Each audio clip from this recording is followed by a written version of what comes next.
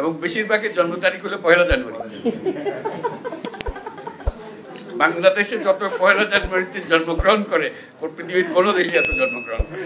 এখন আমরা বলছি যে সব হাসপাতালগুলোকে এম্পাওয়ার করে দাও এবং বাধ্যতামূলক করো, সন্তান জন্ম হলে তোমাকে এনআইডি সবকিছু রেডি করে দিতে হবে, জন্ম সনদ তাকে ওখানে দিয়ে দিতে হবে, সার্টিফিকেট দিতে হবে, অমুক তারিখে এই হাসপাতালে এটা হয়েছে।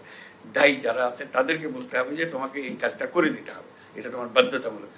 তা না হলে ওই 60 বছর বয়সে বলে জিজ্ঞেস করে আমরা জন্ম তারিখ, বলে আমার তো জন্ম তারিখ কিন্তু জানি না, তো দাও একটা বসে দাও, কত বয়স কত 60 70 কিছু একটা হবে।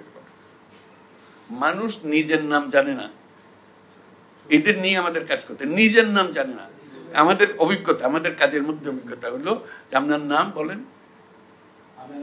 না, আমিনার মা, আমিনার মা, তাকে কোনোদিন বলা হয়নি তার নাম কি, অমুকের মেয়ে হয়ে সে জন্মগ্রহণ করেছে, অমুকের ছেলে হয়ে সে জন্মগ্রহণ, অমুকের ছেলে, ওকে অমুকের নাতি, তারপরে হলো অমুকের মা, তারপরে হলো অমুকের শাশুড়ি, ইত্যাদি ইত্যাদি। এইগুলো কাজে নাম তার নাই।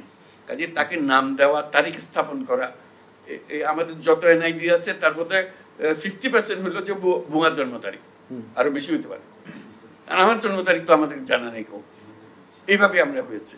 আমাদের বেশিরভাগ স্কুল কলেজের শিক্ষকদের দায়িত্ব হলো, বিশেষ করে প্রাইমারি স্কুলে ম্যাট্রিক পরীক্ষার সময়, এখন এইচএসসি এসএসসি এগুলো, যে হেডমাস্টার জন্ম তারিখ বসিয়ে দেয় এবং বেশিরভাগের জন্ম তারিখ হলো 1 জানুয়ারি। বাংলাদেশে যত 1 জানুয়ারিতে জন্মগ্রহণ করে পৃথিবীর কোনো দেশে এত জন্মগ্রহণ করে।